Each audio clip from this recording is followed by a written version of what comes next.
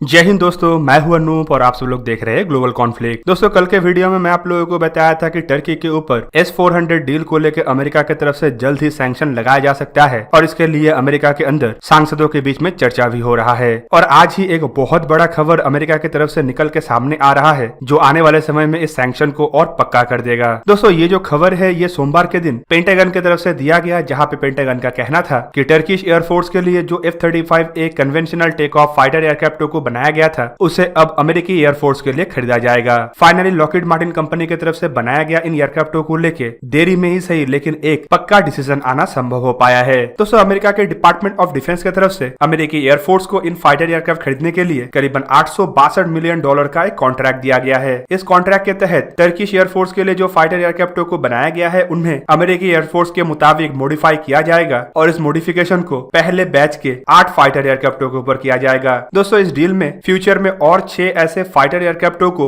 अमेरिकी एयरफोर्स के मुताबिक मॉडिफिकेशन किया जाएगा ताकि ये अमेरिकी एयरफोर्स द्वारा इस्तेमाल किया जा पाए। 2019 में ही अमेरिका के तरफ से अमेरिकी एयरफोर्स के लिए लॉट नंबर 12, 13 और 14 के लिए परमिशन दे दिया गया था और 2020 में अमेरिका का जो बजट सेशन होता है उसमें लॉट नंबर 14 के लिए फंडिंग भी कर दिया गया था। दोस्तों, अमेरिकी एयरफोर्स में जो फाइटर एयरक्राफ्टों को शामिल किया जाएगा वो लॉट नंबर 14 के तहत ही शामिल किया जाएगा और इसमें सबके सब एयरक्राफ्ट टर्किश एयरफोर्स के लिए बनाया गया एयरक्राफ्ट ही होगा। दोस्तों, टर्की को जुलाई के महीने में F-35 प्रोग्राम से बाहर किया गया था क्योंकि उस समय टर्की द्वारा रशिया से S-400 मिसाइलों को खरीदा गया था। अमेरिका के ना के बावजूद टर्की द्वारा इस तरीके का डिसीजन लेने के बाद अमेरिका एक्शन के तहत टर्की को इस प्रोग्राम से बाहर किया था। उस समय तक अमेरिका के लॉकहीड मार्टिन के अलग अलग प्लांट में टर्किश एयरफोर्स के लिए बनाए जाने वाले कम से कम 24 फाइटर एयरक्राफ्टों के ऊपर काम चल रहा था जो कंस्ट्रक्शन के अलग अलग फेज में थे और इनमें से बहुत सारे फाइटर एयरक्राफ्ट बन के तैयार भी हो गया था और टर्किश इंजीनियर और फाइटर पायलटों को अमेरिका के लुक एयरफोर्स स्टेशन एरिजोना और इंग्लैंड एयरफोर्स बेस फिलाडेल्फिया में ट्रेनिंग भी दिया जा रहा था। पर दोस्तों, अमेरिका के लिए खुशकिस्मती है कि तब तक टर्की को कोई भी फाइटर एयरक्राफ्ट हैंडओवर नहीं किया गया था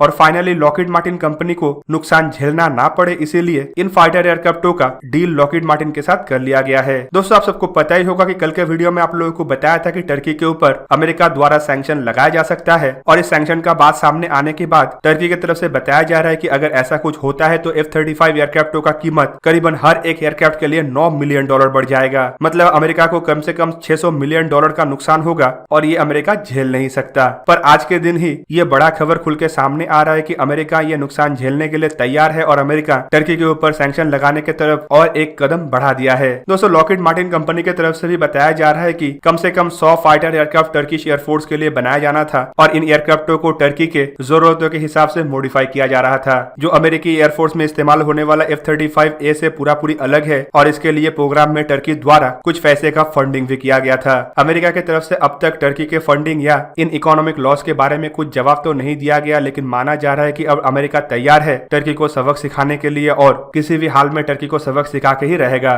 दोस्तों, ये जरूरी भी था क्योंकि टर्की मिडिल ईस्ट और यूरोप में एक ऐसा देश बन चुका है जिस तरीके का देश हमारे इंडियन सब कॉन्टिनेंट में पाकिस्तान बना हुआ है, जो अपने हर एक पड़ोसी के साथ रिश्ता बिगाड़ के रखा है और पड़ोसी देशों के अंदर फलने फूलने वाले आतंकियों को भी फंड कर रहा है। टर्की द्वारा हाल ही में लीबिया, सीरिया और इराक जैसे देशों के अंदर हस्तक्षेप किया जा रहा है, जबकि इन देशों के तरफ से भी टर्की को आए दिन हिदायत दिया जाता है कि इन देशों के अंदर इंटरनल मामलों में टर्की हस्तक्षेप ना करे। टर्की के प्रेसिडेंट या फिर टर्की के तानाशाह रसफ तैयब उर्दगान अब एक रिलीजियस नेता बनने के लिए आगे बढ़ रहा है और इसी वजह से ऐसे डिसीजनों को ले रहा है जो टर्की के लिए आने वाले समय में सिचुएशन को और खराब कर सकता है। और दोस्तों, ऐसा देश जिसका नेता एक गैर जिम्मेदार नेता हो, उसके हाथ में F-35 जैसे एडवांस तरीन हथियार मिलना मतलब इसका इस्तेमाल करके पड़ोसी देशों के अंदर अपने गैर कानूनी कामों को और मजबूत किया जाता है। अमेरिका की तरफ से सही समय पे टर्की के खिलाफ सही एक्शन लिया गया क्योंकि इस समय उन सभी देशों को कड़ा संदेश देना चाहिए जो डेमोक्रेसी को खराब करने के लिए आगे बढ़ रहा है और अपने पड़ोसी देशों के अंदर अफरा तफरी फैला के अपने नेशनल इंटरेस्ट को प्रमोट कर रहा है। दोस्तों, ऐसा ही कड़ा संदेश अब अमेरिका को पाकिस्तान के लिए भी देना चाहिए और पाकिस्तान को जो हथियार दिया गया है उन्हें लेके भी प्रतिबंध लगा देना चाहिए क्योंकि पाकिस्तान भी टर्की के जैसा